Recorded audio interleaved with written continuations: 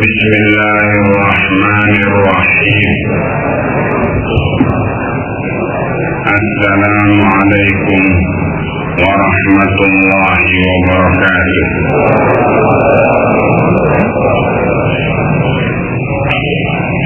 Alhamdulillah, wassalatu wassalam ala Rasulillah wa ala alihi wa sahbihi wa mawala.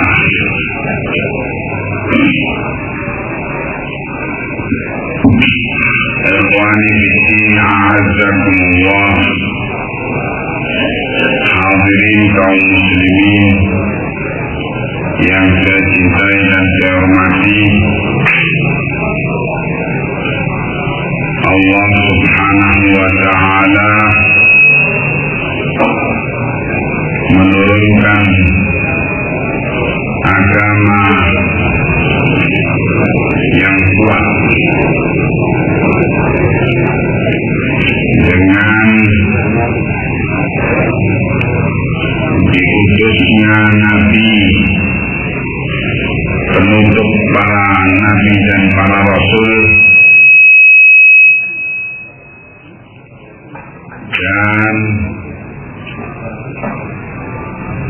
Allah membangkitkan pula bersama beliau para sahabat beliau dan juga ahli bait beliau yang semua itu adalah nikmat Allah kepada umat ini, sehingga ketika Allah Ta'ala menyatakan kepada Rasulnya, Qul ana basharun mithlukum yuha ilayya annahu la ilaha illa huwa. Katakanlah, hai Muhammad sallallahu alaihi wa alihi wasallam, aku adalah manusia seperti kalian, di mana diwahyukan kepadaku bahwasannya tidak ada sesembahan yang benar kecuali Allah.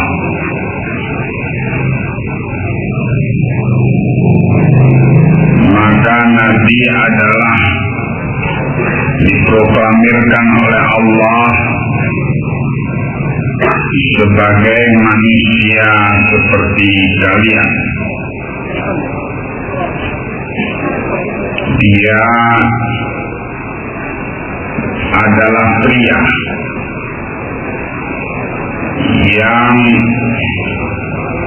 memerlukan pernikahan. Beliau adalah suami yang memerlukan adanya anak cucu dari pernikahan itu. Beliau adalah manusia biasa yang mempunyai keinginan untuk berkeluarga, beranak pinak, sebagaimana kita juga mempunyai keinginan itu. Namun Allah Ta'ala memberi keistimewaan kepada beliau lebih dari yang Allah berikan kepada pria-pria lain, yaitu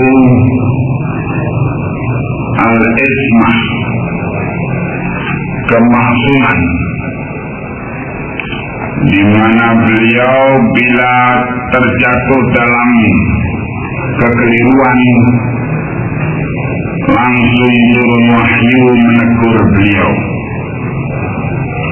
dan diumumkan oleh beliau kekeliruan itu dengan dibacakannya wahyu Allah yang turun kepada beliau yang isinya teguran itu.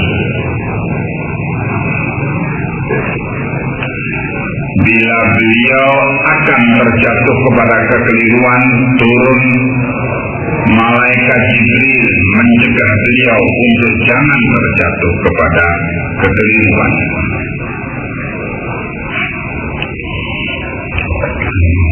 Beliau juga dibimbing untuk memimpin anak istri dengan sebaik-baik bimbingan, sehingga istri-istri beliau adalah wanita-wanita yang termulia,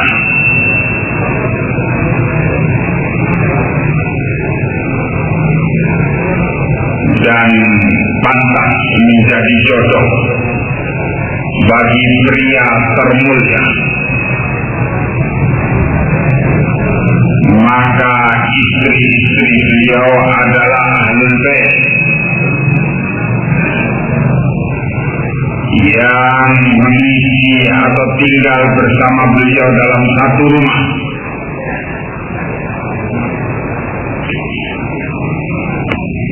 Dan Allah Ta'ala menurunkan firman-Nya sebagai bimbingan kepada ahlul bait beliau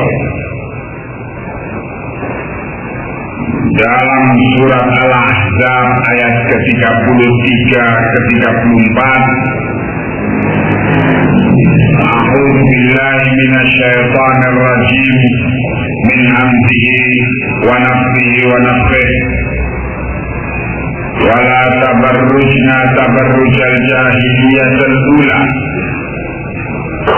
wa aqamna as-salata wa atina az-zakata wa ata'na Allah wa rasulahu innama yuridu Allahu liyudhiba 'ankum ar-rijsa ahlal bait wa yutahhirakum tathhira. Wadhkurna ma yutla fi buyutikunna min ayatillahi wal hikmah innallaha kana latifan khabira. Dan janganlah kalian wahai para istri Nabi beriak seperti wanita-wanita jahiliyah beriak. Dan hendaknya kalian wahai para istri Nabi menegakkan salat di rumah-rumah kalian. Dan hendaknya kalian wahai para istri Nabi menunaikan zakat. Dan hendaknya kalian wahai para istri Nabi mentaati Allah dan Rasul-Nya. Hanyalah yang Allah inginkan adalah untuk menghilangkan segala kotoran dari kalian wahai ahlul bait, dan Allah hanyalah menginginkan mensucikan kalian dengan sesuci-sucinya. Dan hendaknya kalian wahai para istri Nabi membaca ayat-ayat Quran yang turun kepada Nabi kalian dan hendaknya kalian membaca al-hikmah yaitu al-hadis di rumah-rumah kalian. Sesungguhnya Allah itu Maha lembut, Maha tahu segala yang kecil, dan Maha mengerti segala keadaan kalian. Ayat ini turun dikatakan oleh Ibnu Abi Hatim dan Ibnu Asakir dengan riwayat dari Ikrimah dan Ibnu Mardaweh bahwa Sa'id bin Jubair mendapatkan riwayat ini dari Abdullah bin Abbas. Katanya Abdullah bin Abbas radhiyallahu anhuma, "Inna hadhihi al-ayata lam tunzal illa fi azwajin Nabi alaihi salatu wassalam." Sesungguhnya ayat ini tidaklah diturunkan kecuali tentang para istri Nabi alaihi salatu wassalam. Al-Imam Asy-Syaukani di dalam tafsir beliau menyatakan bahwa Ibnu Abbas dan Ikrimah dan Atha bin Abi Rabah dan Al-Kalbi serta Muqatil bin Hayyan dan Sa'id bin Jubair, semua para imam itu menyatakan inna ahlal bait al-mazkurina fil ayati hunna zawjatun Nabi sallallahu alaihi wasallam khaffatan. Sesungguhnya ahlul bait yang disebut di ayat ini, yaitu surat Al-Ahzab ayat ke-33 ini, adalah para istri Nabi secara khusus. Qalu wal muradu minal baiti baitin Nabi sallallahu alaihi wasallam wa masakin zawjatih. Para imam itu mengatakan bahwa yang dimaksud dengan rumah di al-bait di dalam ayat ini, rumah ialah baitin Nabi, rumahnya Nabi, dan tempat-tempat tinggalnya para istri-istri Nabi. Karena liqaulihi ta'ala, karena Allah menyatakan wadhkurna ma yutla fi buyutikunna, dan hendaknya kalian para istri Nabi membaca ayat-ayat Quran, mengingat pada apa yang dibacakan dari ayat-ayat Quran di rumah-rumah kalian. Wa aidan asyabu fil zawjat, juga kata Asy-Syaukani, konteks pembicaraan dari ayat ini adalah tentang istri-istri Nabi, sebab topik pembahasan di ayat ini dimulai dengan ya ayyuhan nabi qul li azwajik, wahai Nabi katakan kepada istri-istrimu.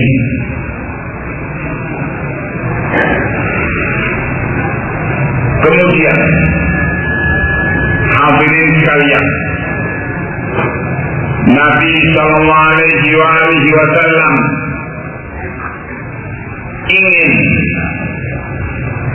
agar Allah memasukkan seluruh anggota keluarganya, bukan hanya istri-istrinya saja, tapi seluruh anggota keluarganya,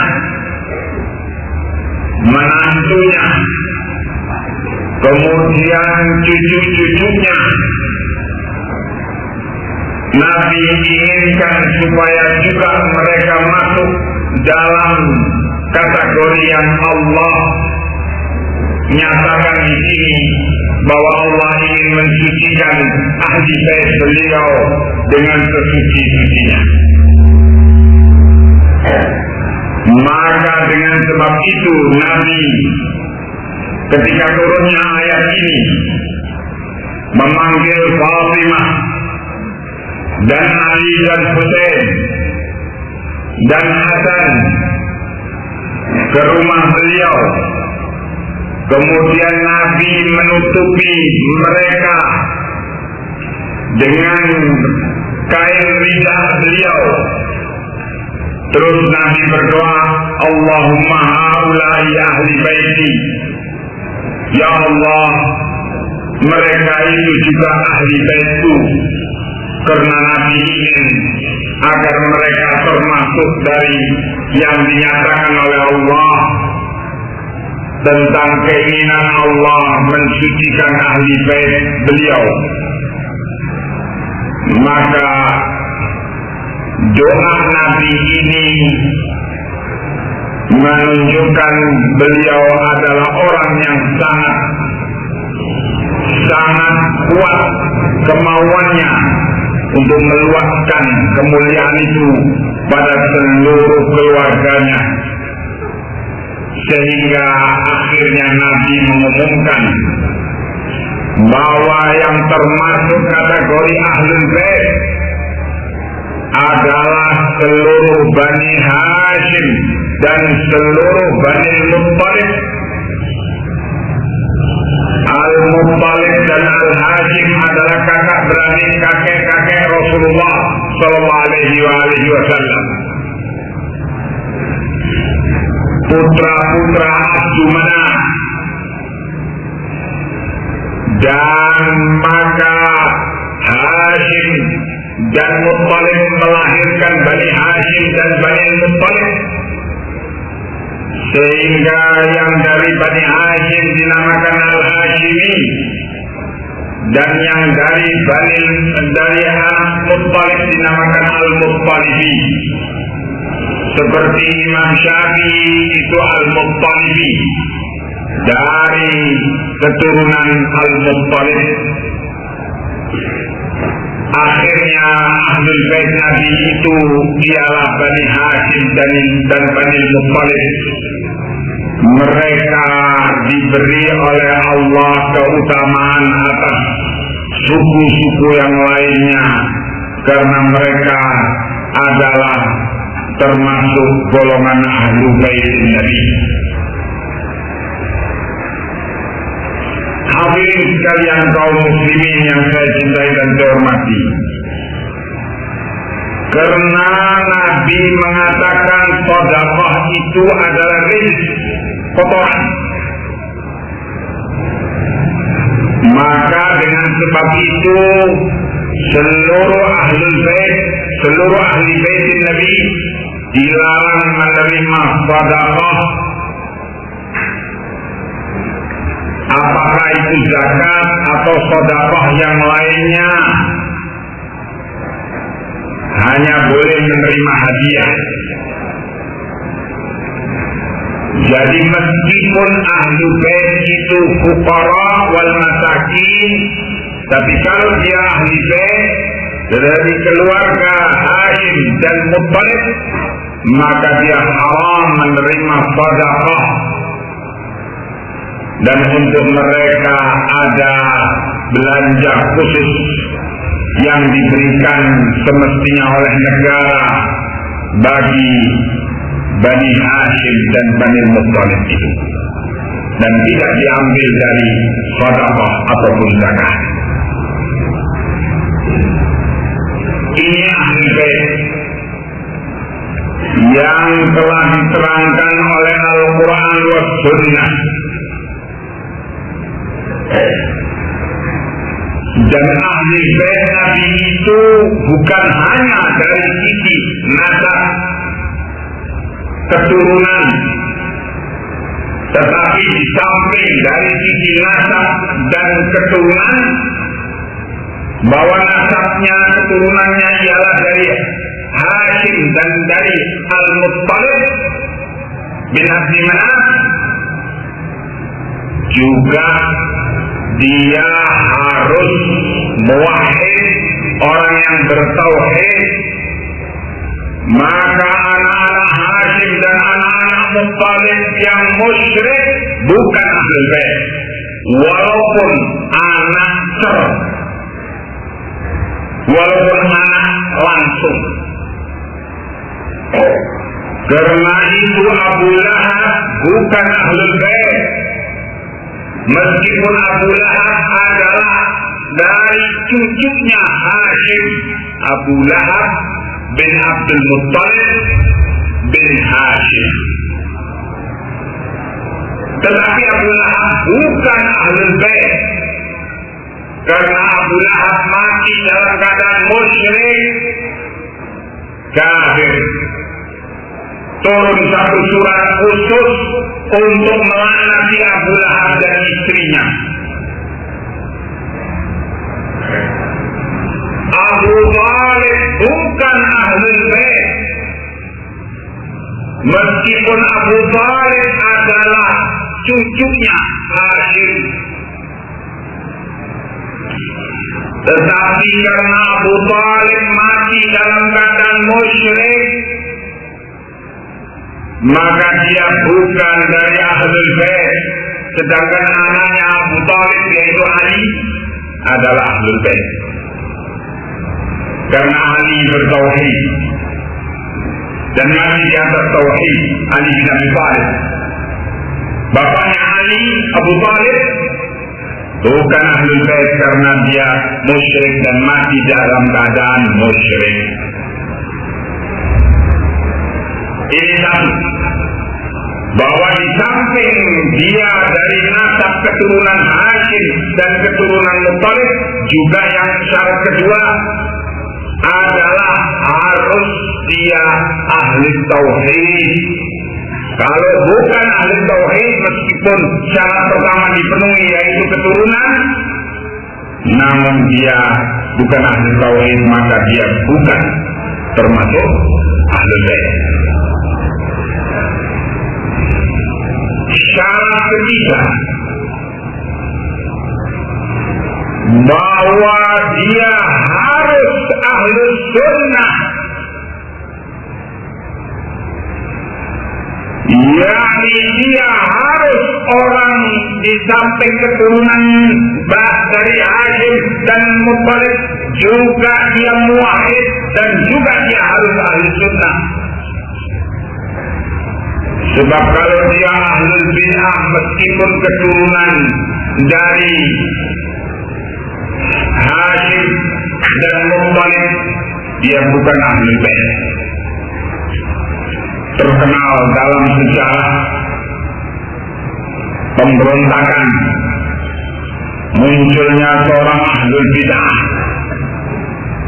yaitu Abdullah, yaitu anak keturunan daripada Abdullah bin Ja'far bin Abi Thalib, namanya Saleh atau Muhammad ibnu Abdillah bin Ja'far bin Abi Thalib. Dia kemudian bergaul dengan orang-orang Falasifah, ahli-ahli filsafat. Akhirnya dia mengaku jadi nabi dan akhirnya ditangkap dan dibunuh karena kesesatannya itu. Semua keluarga Ahlul Bait berlepas diri daripadanya ketika dia menyatakan bid'ahnya dan kesesatannya, dan dia bukan dari Ahlul Bait. Jadi harus dia Ahlus Sunnah. Kalau Ahlul Bid'ah, maka dia bukan Ahlul Bait. Hadirin, ahli bait Nabi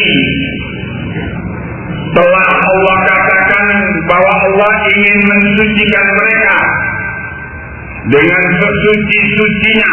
Innama yuridullah liyudhiba ankumur rijsa ahlal bait wa yutahhirakum tathhira. Hanyalah Allah inginkan agar Allah mensucikan, membersihkan kalian dari segala kotoran, wahai ahlul bait, dan mensucikan kalian dengan sesuci-sucinya. Maka tidak boleh ahlul bait itu adalah orang yang keturunan Hashim atau keturunan Abdul Muttalib terus mengajak kepada syirik, mengajak kepada curhat ke kuburan, atau mengajak tawaf di kuburan, atau mengajak kepada bid'ah. Ini bukan ahlul bait, meskipun keturunan langsung daripada Hashim dan Al-Muttalib.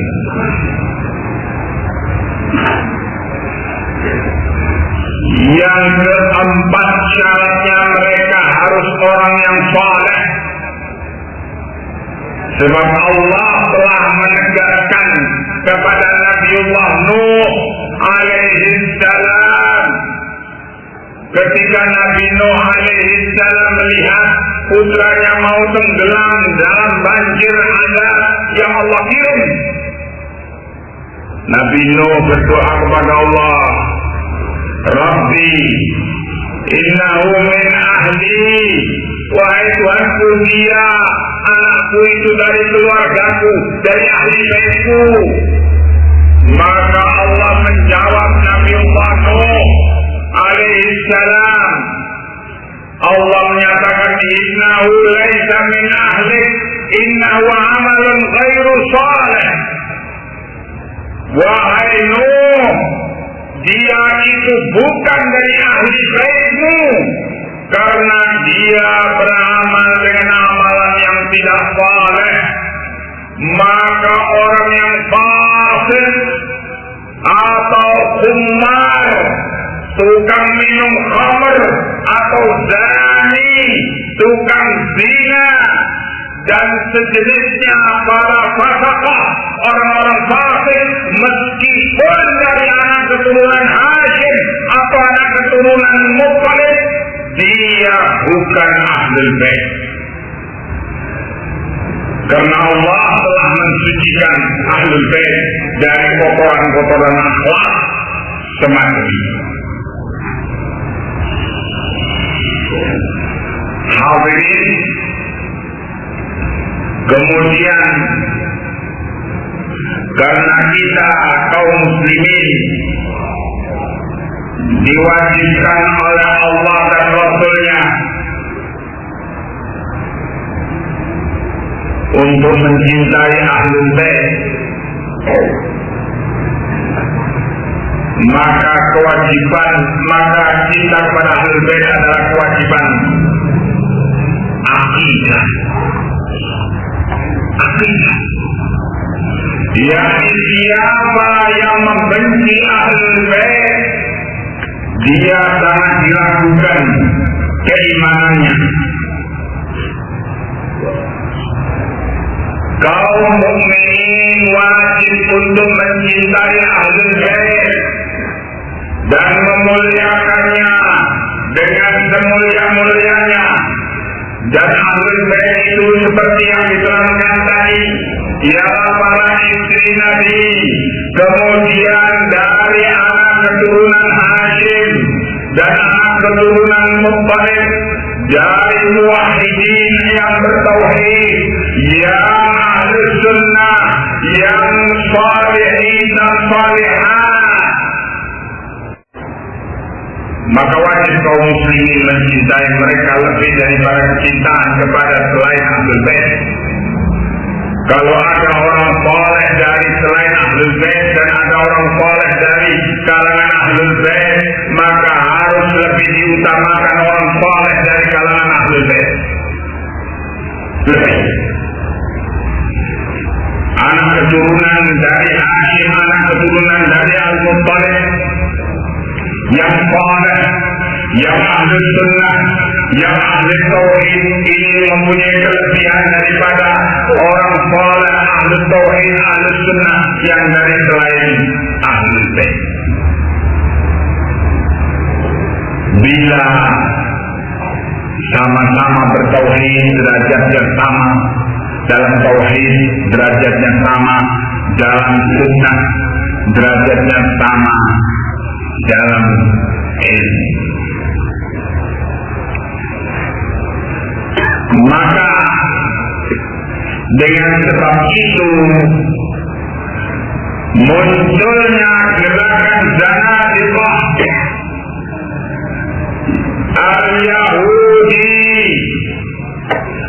Ibn Sauda Abdullah bin Saba alaihi la'inullah,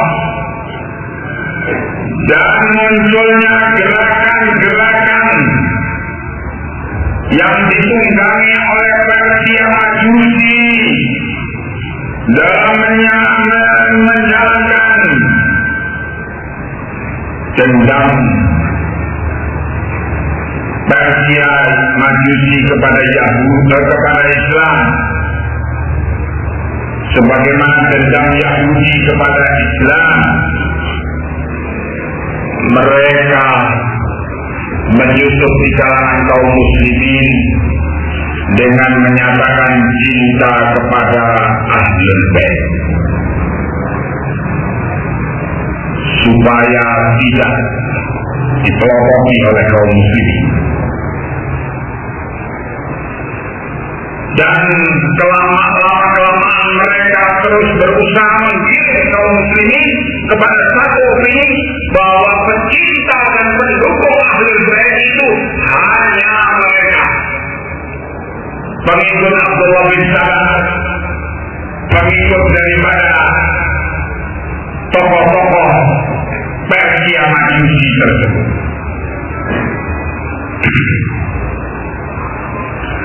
Kemudian mereka membuat definisi sendiri tentang Ahlul Bait, yang ketika Al-Quran dan Sunnah mendefinisikan Ahlul Bait seperti yang saya terangkan tadi dengan dalil-dalilnya tadi, maka mereka Yahudi dan Majusi ini membuat definisi bahwa Ahlul Bait itu ialah Ali bin Abi Thalib dan Fatimah bintu Rasulullah, kemudian anak dari keduanya yaitu hanya Husain, Hasan nomor 2, anak-anaknya Hasan tidak termasuk. Jadi setelah Hasan Husain, anak-anaknya Husain itu Ahlul Bait, dan anak-anaknya Husain yang Ahlul Bait yaitu yang mereka tahbiskan sebagai imam 12 saja. Anak-anaknya Ali yang selain Hasan Husain tidak termasuk Ahlul Bait, seperti Muhammad bin Ali, tapi karena ibunya bukan Fatimah, ibunya dari Bani Hanifah, maka disebut Muhammad bin Al-Hanafiyah, dinisbahkan kepada ibunya. Padahal dia Muhammad bin Ali bin Abi Thalib. Muhammad bin Al-Hanafiyah tidak termasuk Ahlul Bait dalam pikiran yang mereka bikin. Jadi akhirnya Sabaiyah, pengikut Abdullah bin Saba, menyatakan bahwa Ahlul Bait itu hanya yang disebutkan tadi. Nah,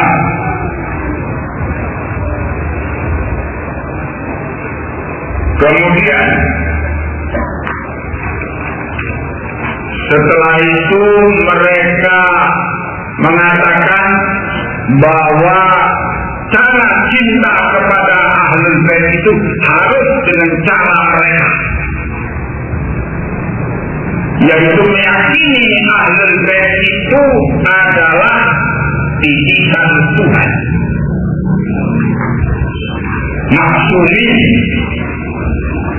Maksumin artinya maksum terjaga dari segala kekeliruan. Tidak lupa, tidak keliru, tidak salah, tidak khilaf dari sejak bayi sampai mati.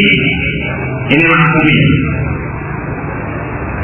Barang siapa yang meyakini bahwa Ahlul Bait itu mempunyai kekeliruan, kesalahan, berarti dia adalah musuh Ahlul Bait, maka digolongkan termasuk golongan Nawasib.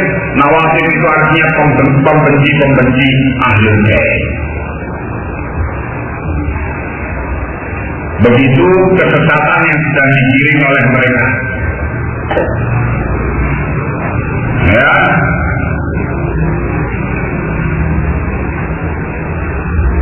Kemudian setelah itu mereka membuat cerita-cerita bagaimana Ahlul Bait itu dizalimi oleh para sahabat Nabi.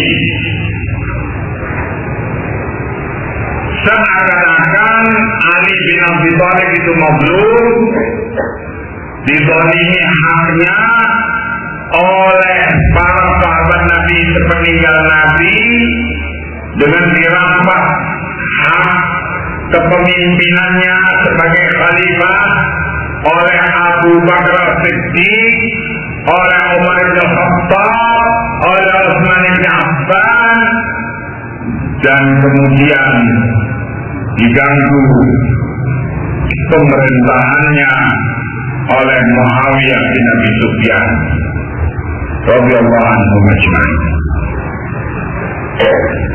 Begitu mereka membuat. Setiap ada riwayat yang kiranya bisa dimaknakan dan bisa digiring kepada satu pengertian bahwa Ahlul Bait itu adalah musuh sahabat Nabi, dibikin. Dan terjadilah peristiwa memilukan, peristiwa-peristiwa yang bisa diseret kepada pengertian mereka, yang sesungguhnya peristiwa-peristiwa itu kalau kita kaum muslimin mempunyai pengertian dan pemahaman yang benar tentang tarikh, akan selesai masalahnya. Terjadi perang Jamal, di mana tokohnya ialah Aisyah Ummul Mukminin radhiyallahu anha, bertempur berhadapan dengan pasukan Ali bin Abi Thalib radhiyallahu anhu. Terjadi perang Siffin, pertempuran antara Ahlus Syam yang dipimpin oleh Muawiyah bin Abi Sufyan berhadapan dengan Ahlul Iraq yang dipimpin oleh Ali bin Abi Thalib radhiyallahu anhu. Yang peristiwa-peristiwa ini seandainya kita kembali kepada tarikh, riwayat-riwayat yang sesungguhnya, kita akan mengerti bahwa ini adalah fitnah, sehingga terjadi peristiwa pertumpahan darah tersebut. Dan kita akan mengerti bahwa beliau-beliau yang terlibat ini, setelah peristiwa pertempuran itu, ternyata kembali mereka kepada persahabatan, persaudaraan, persatuan yang begitu kuat.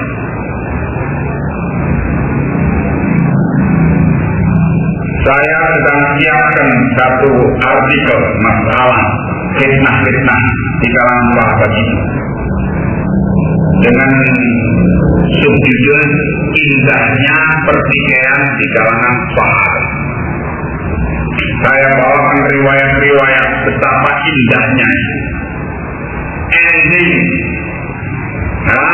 daripada peristiwa-peristiwa tersebut, yang menunjukkan mereka para sahabat itu sangat kuat dalam ukhuwah persaudaraan di antara mereka. Tunggu tanggal mainnya tentang penyebaran di majalah Salam. Ya sekalian itu.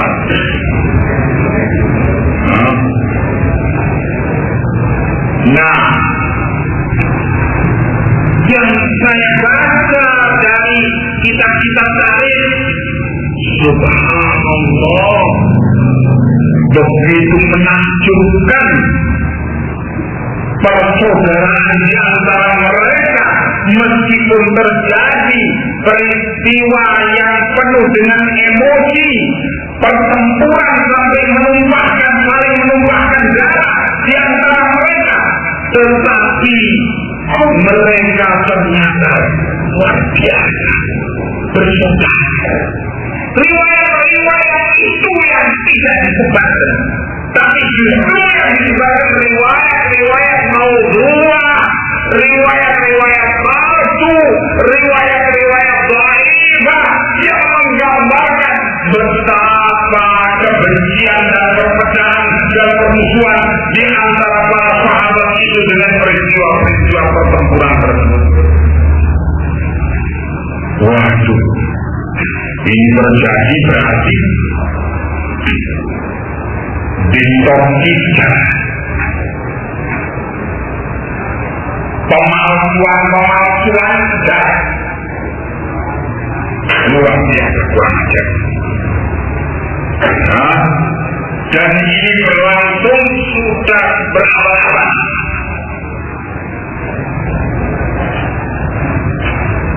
Kaum muslimin yang saya cintai dan saya hormati,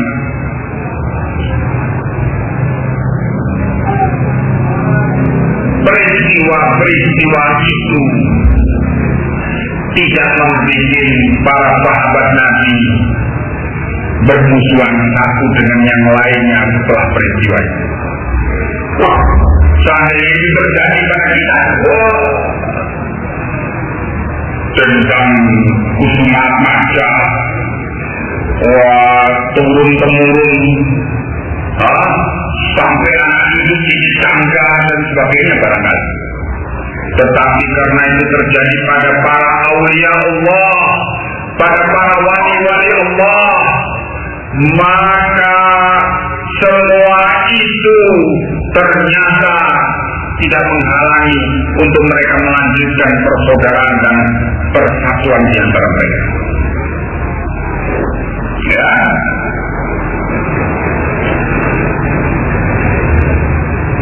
Kemudian kenyataan Ahlul Bait begitu sangat memuliakan para sahabat Nabi. Ini kita dapat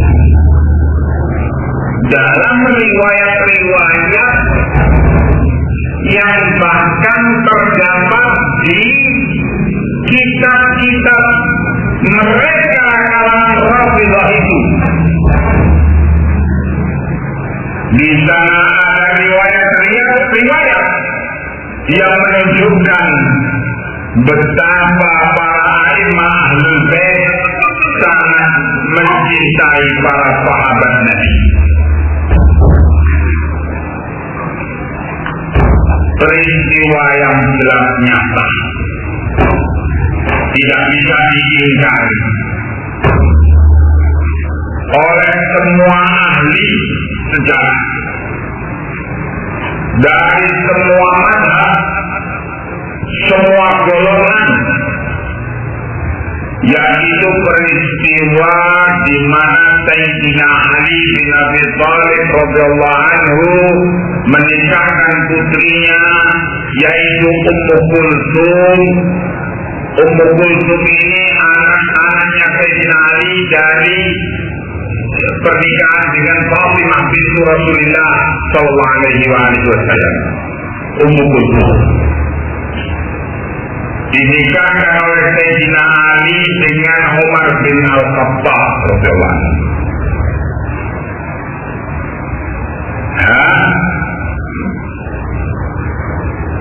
Dan dari pernikahan Ummu Kulsum dengan Umar bin Al-Khattab lahirlah putra Umar bin Al-Khattab dari Ummu Kulsum, yaitu Zaid bin Umar bin Al-Khattab.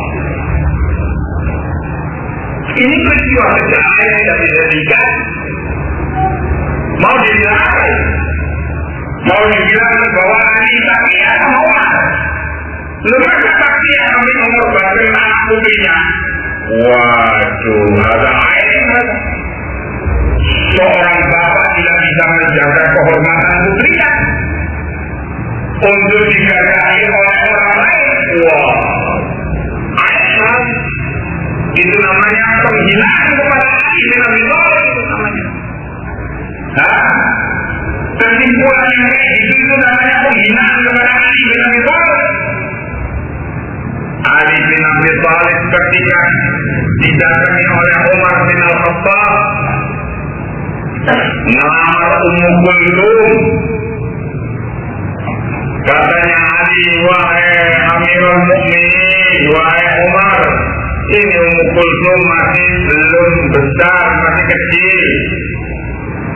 Katanya Umar, wahai Ali, aku mendengar Rasulullah SAW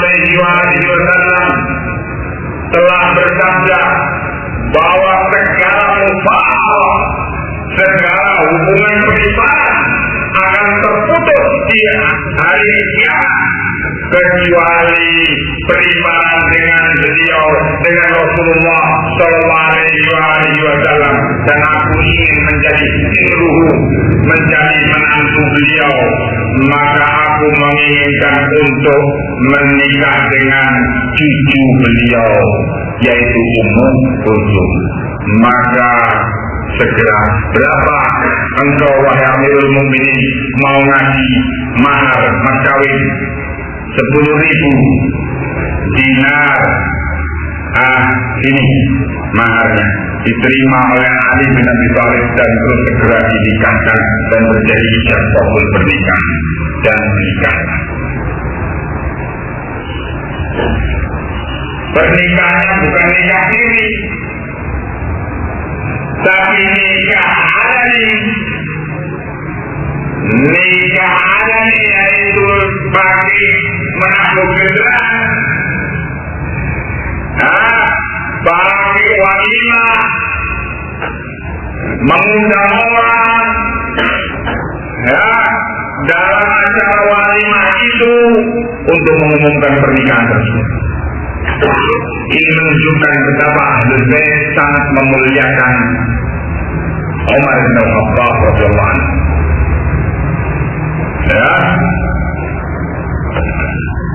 Juga ada peristiwa lain yang tidak bisa dipungkiri oleh orang-orang yang memalsukan nama Ahlul Bait,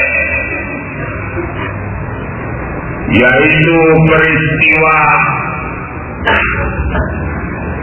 Sayyidina Hasan bin Ali bin Abi Thalib membaiat Muawiyah bin Abi Sufyan,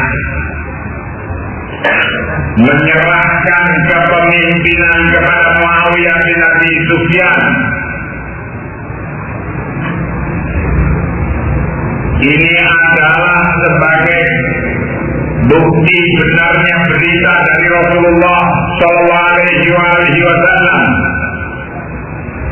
di mana Rasulullah menyatakan tentang Al-Hasan bin Ali, ibni hadza sayyidun yuslihu baina ta'ifataini 'azimataini minal muslimin. Anakku ini yaitu Al-Hasan bin Ali, dia akan mendamaikan, dia adalah sayyid, dia adalah pimpinan bagi umat, dan dia akan mendamaikan dua kelompok besar kaum muslimin yang sedang bertikai. Waktu itu terjadi dalam perang Siffin, pertempuran dahsyat antara Muawiyah yaitu ahli Syam berhadapan dengan kelompok Ali yaitu ahli Irak, dan terjadi korban terbunuh dalam jumlah besar. Katanya Sayyidina Ali kepada putranya yaitu Sayyidina Hasan, ya ibni,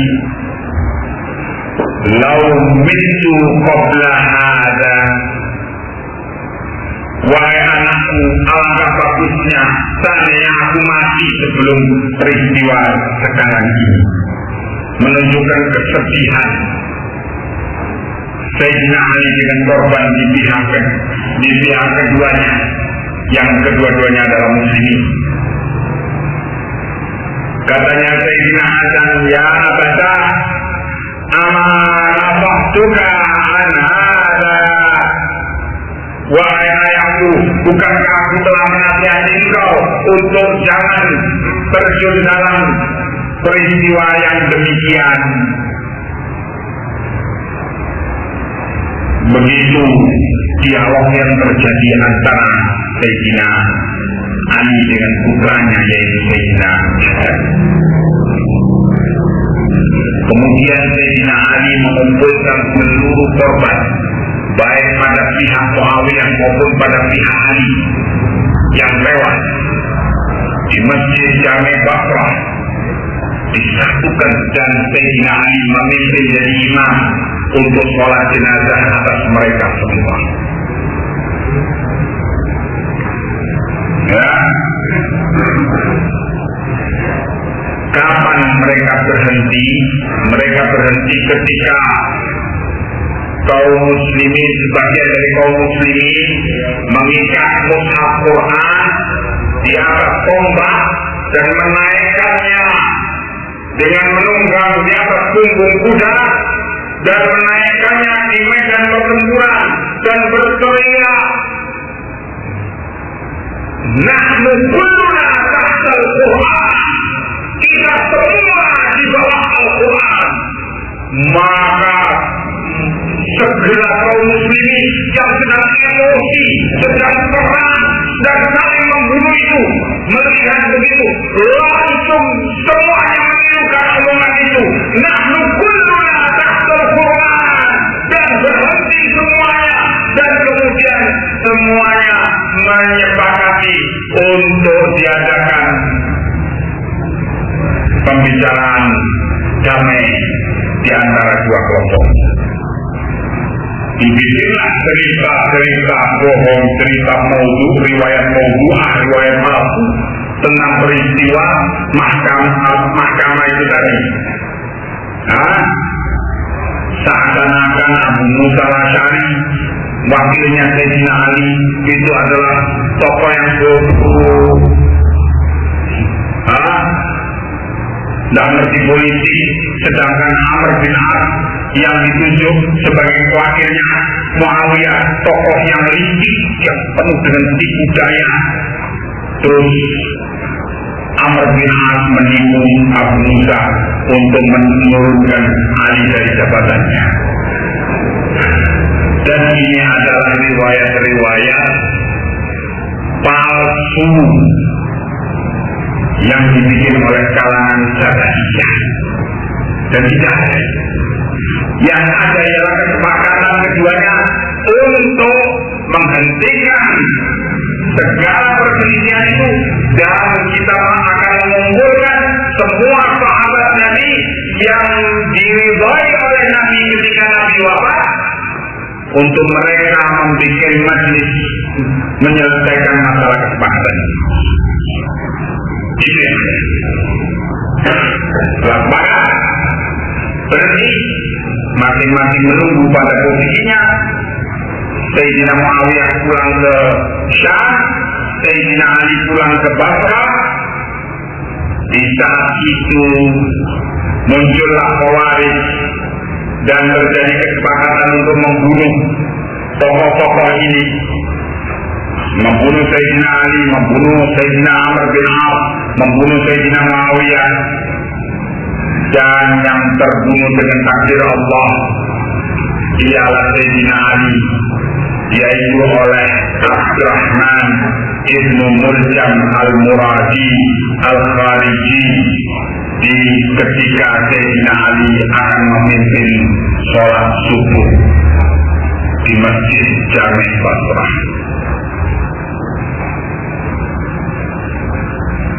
Ketika mendengar Sayyidina Ali terbunuh, nyampe beritanya kepada Sayyidina Muawiyah, nangis Sayyidina Muawiyah dengan peristiwa terbunuhnya Sayyidina Ali.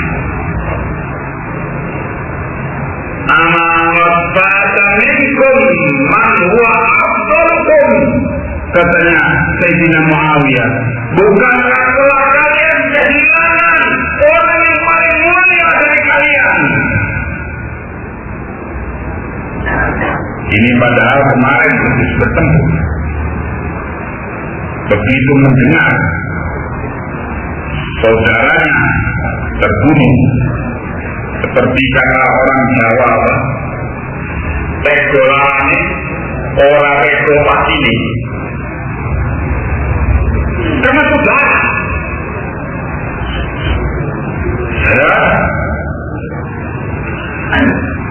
maka setelah itu orang membaiat Sayyidina Hasan untuk menjadi khalifah sepeninggal ayahnya, dan setelah baiat itu Sayyidina Hasan memimpin sebagai khalifah selama 4 bulan. Terjadilah surat menyurat antara Sayyidina Hasan dengan Sayyidina Muawiyah. Sayyidina Hasan memanggil Sayyidina Muawiyah, ya ammi, wahai pamanku, karena usianya Sayyidina Muawiyah sama dengan usia bapaknya, dengan dipanggilnya ammi. Sedangkan Sayyidina Muawiyah memanggil Sayyidina Hasan dengan ya akhi, wahai anak saudaraku, karena memang usianya Al-Hasan sama dengan usia anaknya. Dan terjadilah kesepakatan keduanya setelah 4 bulan Sayyidina Hasan memimpin sebagai khalifah untuk mengangkat Sayyidina Muawiyah sebagai khalifah. Dan terjadilah peristiwa baiat. Seluruh ahlul bait dipimpin oleh Al-Hasan bin Ali untuk membaiat Sayyidina Muawiyah bin Abi Sufyan sebagai khalifah. Dan setelah itu apa yang disebut dalam sejarah dengan peristiwa Amul Jamaah, tahun persatuan, di mana kaum muslimin bersatu di bawah satu khalifah, yaitu Muawiyah bin Abi Sufyan, selama 20 tahun hidupnya Sayyidina Muawiyah memimpin umat. Ini peristiwa sejarah yang tidak bisa dibungkit, menunjukkan sebagai sangat memuliakan sahabat, sangat menjaga darah kaum muslimin, dan rela mengorbankan jabatannya sebagai khalifah demi diselamatkannya darah kaum muslimin agar tidak tertumpah darah kaum muslimin. Karena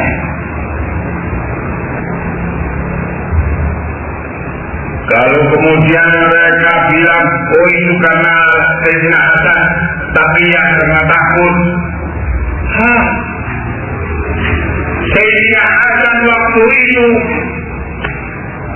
didukung oleh 700 orang sahabat Nabi, didukung oleh Bani Hamdan di Yaman sebanyak 40.000 pasukan Bani Hamdan, didukung oleh para penduduk Madinah.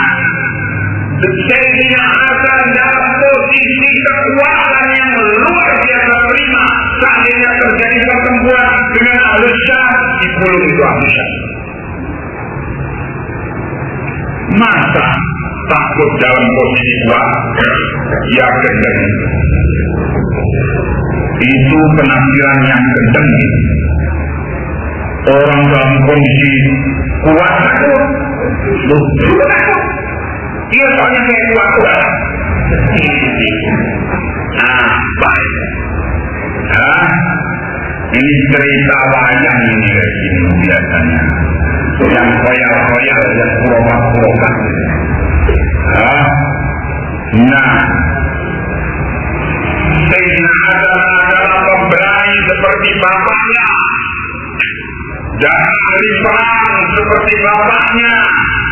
Bagaimana dikatakan dia telah takut sehingga menyerahkan kepemimpinan kepada Sayyidina Muawiyah? Ada mustahil. Begitulah terjadi peristiwa-peristiwa sejarah yang menunjukkan sesungguhnya Ahlul Bait sangat cinta kepada para sahabat Nabi sallallahu alaihi wasallam. Maka kalau Rafidhah, kalau Sabaiyah, kalau apa yang menamakan dirinya sekarang Syiah, mereka menyatakan sebagai pembela Ahlul Bait, kemudian mereka menyatakan kebencian dan caci maki serta pengkafiran terhadap para sahabat Nabi. Siapa yang diikut mereka itu?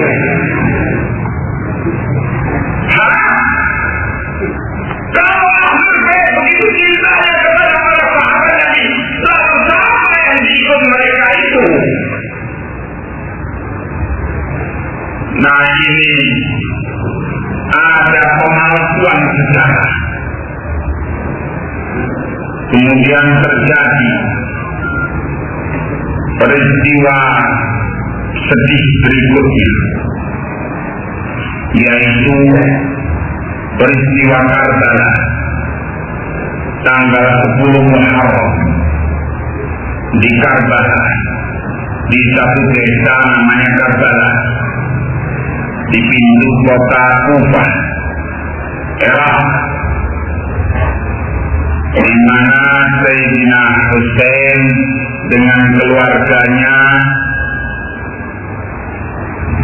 dibantai oleh tentara Irak yang dipimpin oleh Umar bin Sa'ad bin Abi Waqqas.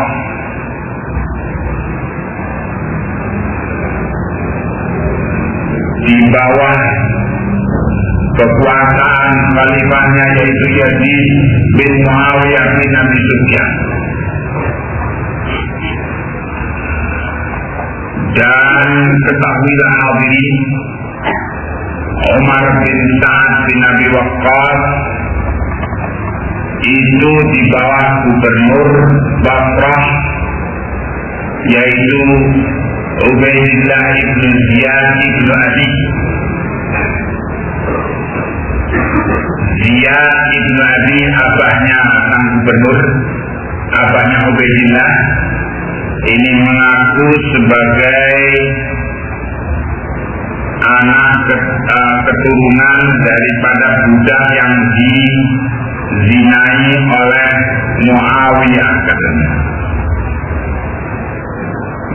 Anak Ziyad. Makanya dalam sejarah disebutkan Ubaidillah ibn Ziyad ibn Abi, anaknya bapaknya, pokok bapaknya Bu.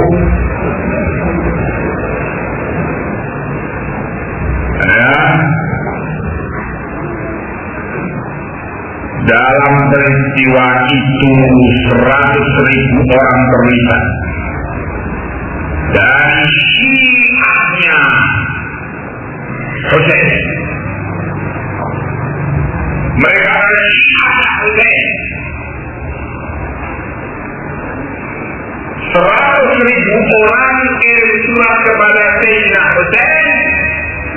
Waktu itu Sayyidina Husain ada di Madinah,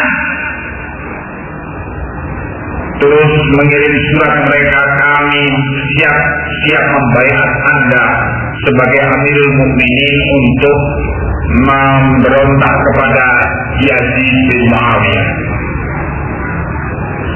Mendapat surat itu, Sayyidina Husain mengirim Muslim bin Aqil bin Abbas bin Abdul Muttalib. Ayo wakil saya ke Basrah, ke Kufah. Sampai di Kufah, beritahu saya Muslim bin Aqil bin Abbas bin Abdul Muttalib, wakil daripada Husain bin Ali bin Abi Thalib. Oh iya, katanya kalian mau membayar beliau. Iya, ayo julur kenanganmu, kami bayar. Siap lagi membela Sayyidina Husain untuk melawan Yazid. Dibayar sama 100.000 orang. Muslim bin Aqil mengirim surat kepada Sayyidina Husain. Ini saya baru saja dibayar oleh 100.000 orang. Cepat kau ke sini. Mereka siap tempur dan siap mati. Bergeraklah Sayyidina Husain ke Kufah. Sayyidina Abdullah bin Abbas sempat mencegah Sayyidina Husain. Katanya Abdullah bin Abbas, ayahmu telah dibunuh oleh mereka. Sekarang kenapa kau masih percaya sama mereka? Jangan percaya, mereka itu penipu. Sudah kau duduk saja di Madinah, balik, bawa keluargamu. Tidak, katanya Husain. Aku sudah berangkat soalnya. Ya sudah, kalau kau sudah berangkat, kau aja yang berangkat. Anak-anak dan istri-istrimu kembali. Tidak, saya bawa semua. Dibawa. Berangkat. Sampai di tengah jalan dapat berita bahwa Muslim bin Aqil dibunuh oleh Ubaidillah bin Ziyad bin Abi. Gimana ceritanya? Dibawakan cerita. Jadi 100.000 orang itu setelah bayar sama Muslim bin Aqil, tak penuh Gubernur Basrah Ubaidillah bin Ziyad bin Abi ke Kufah dan langsung duduk di gubernuran Kufah. Kemudian panggil itu Muslim bin Aqil, suruh ke sini. 100.000 orang itu kotak kosong. Siapa itu pasti bersusunya? Lepas kamu ayo tahu. Saling berkau-kau. Ya. Nah, akhirnya katanya Muslim, ayo saya komando, kita serang gubernuran Kufah. Ayo berangkat di tengah jalan tol, lari ribuan orang dari belakang lari tinggal Muslim bin Aqil. Sampai di tangga gubernuran, Husain sendirian. Muslim bin Aqil sendirian. Sudah bukan orang. Ini tidak lagi. Hei, siap Husain. Dan turun Ubaidillah bin Ziyad bin Abi, turun dari atas. Nah, turun di tangga langsung jatuh pedangnya serikat jatuh. Muslim dipenggal di depan tangga gubernuran Kufah. Nyampe berita kepada Sayyidina Husain. Kata Sayyidina Husain, siapa yang mau tetap ikut saya, ayo ikut terus ke Kufah, siapa yang tidak mau, saya tidak tercela. Tapi saya mau terus berangkat ke Kufah.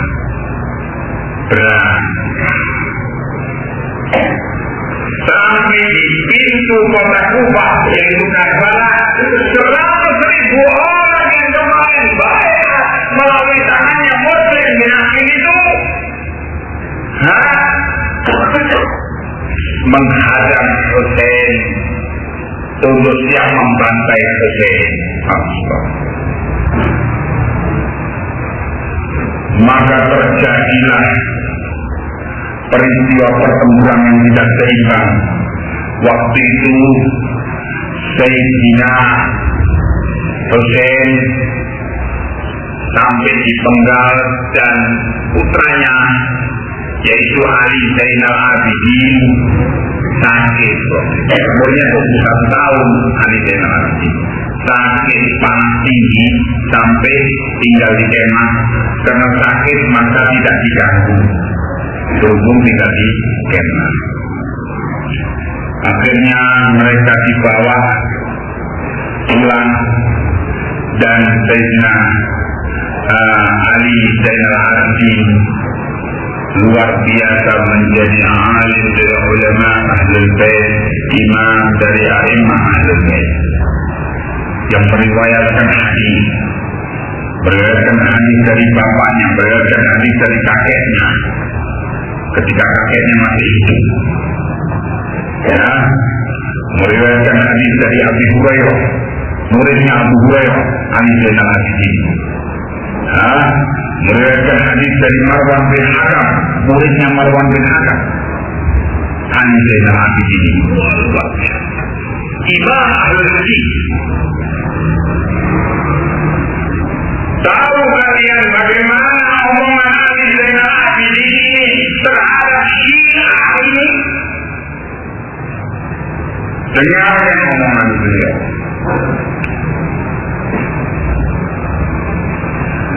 Qala Zubair bin Bashar, haddatsani Abdullah bin Ibrahim bin Qudamah al-Jumahi, an abihi an jaddihi, an Muhammad bin Ali bin Husain, an abihi qala qadima al-Madinah qaumun min ahli Iraq, datang ke kota Madinah satu kaum dari penduduk Iraq. Fajalalu ilayya, maka mereka katanya ini mereka duduk di depanku. Fajalalu Abu Bakr wa Umar, maka mereka menyebutkan Abu Bakar dan Umar. Fatabuhuma, dan mereka mencaci Abu Bakar dan Umar. Summa bertawahu fi Utsman ibtirakan. Kemudian mereka juga menyebutkan kejelekan Utsman. Faqultu lahum, maka katanya Ali Zainal Abidin, aku katakan kepada mereka, akhirnya beritahu kepada antum minal muhajirin al-awwalin alladzina qala Allah azza wa jalla fihim, apakah kalian termasuk muhajirin yang generasi pertama yang Allah sebutkan mereka itu dalam surat Al-Hasyr ayat ke-8, lil fuqara'il muhajirin alladzina ukhriju min diyarihim wa amwalihim wa yabghuna fadlan min Allah wa ridwana wa yansuruna Allah wa rasulahu ulaika humus shadiqun.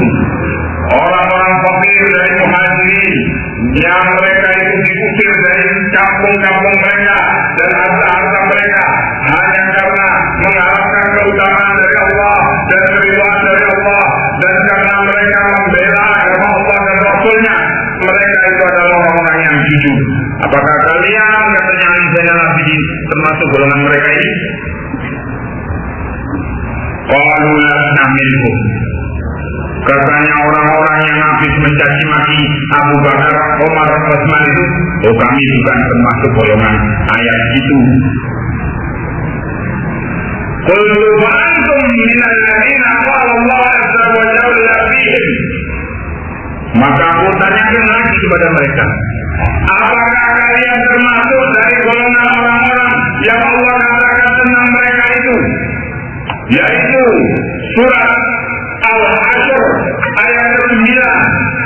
Walladzina tabawwa'u ad-dara wal imana min qablihim, dan orang-orang yang tinggal di negeri itu dan beriman sebelum datangnya muhajirin, yuhibbuna man hajara ilaihim, mereka itu mencintai orang-orang yang hijrah kepada negeri mereka, wala yajiduna fi sudurihim hajatan mimma utu, dan mereka tidak mendapati di dalam mereka keperluan dari apa yang mereka berikan kepada para muhajirin itu. Yuwayutiruna ala anfusihim, dan mereka mengalahkan kepentingan diri mereka, walau kana bihim khasasah, walaupun mereka itu dalam keadaan sangat memerlukan, sangat berkeperluan. Wa man yuqa shuhha nafsihi fa ulaika humul muflihun, dan siapa yang telah dibebaskan dari kebahilan pemikiran dirinya, maka mereka itu termasuk orang-orang yang sukses. Katanya Ali Zainal Abidin, apakah kalian termasuk dari golongan ini?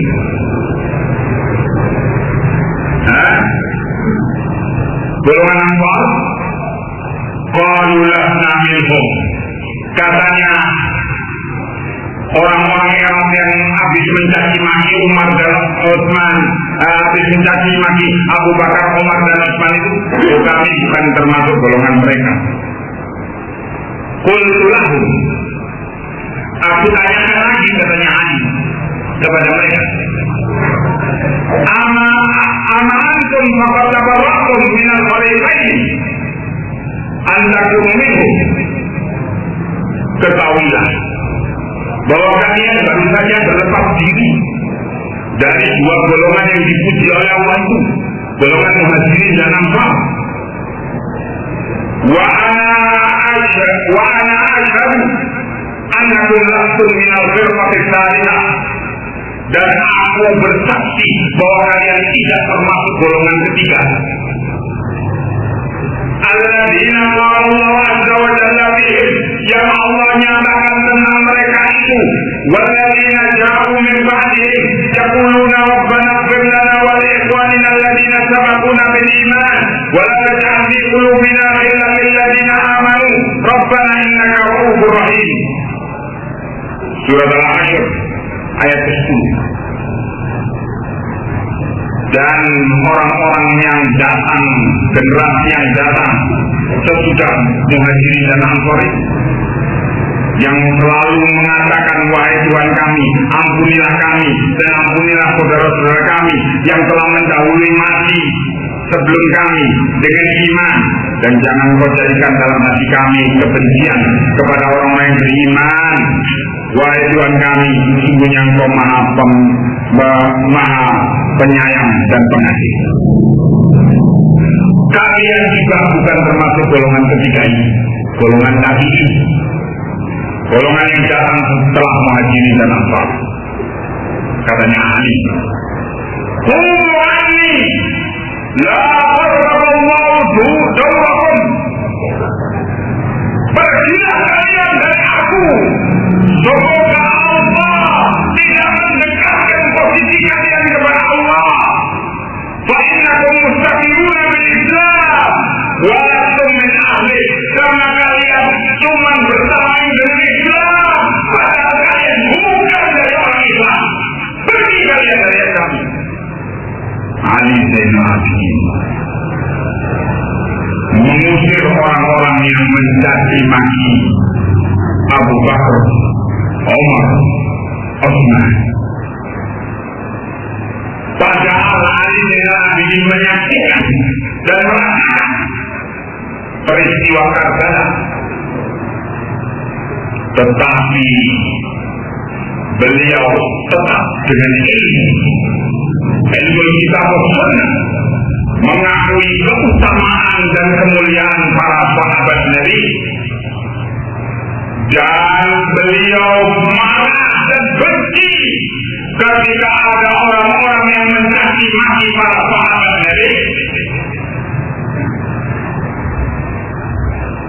Abu hadirin,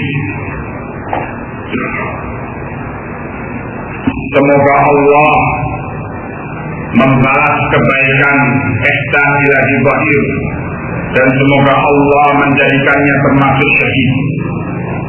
Beliau menulis buku-buku dari tulisan mereka dan membongkar segala kejahatan mereka, termasuk buku yang saya bacakan malam ini, yaitu Asy-Syiah wa Ahlul Bait. Kemudian juga Al-Imam Muhammad bin Ali Asy-Syaukani, atau terkenal dengan Al-Imam Asy-Syaukani, penulis kitab Nailul Awtar.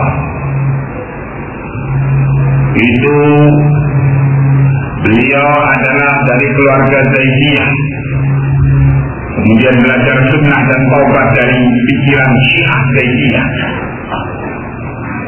Beliau juga menulis kitab judulnya Irsyadul Ghabi ila Madhab Ahli Bait fi Sahbin Nabi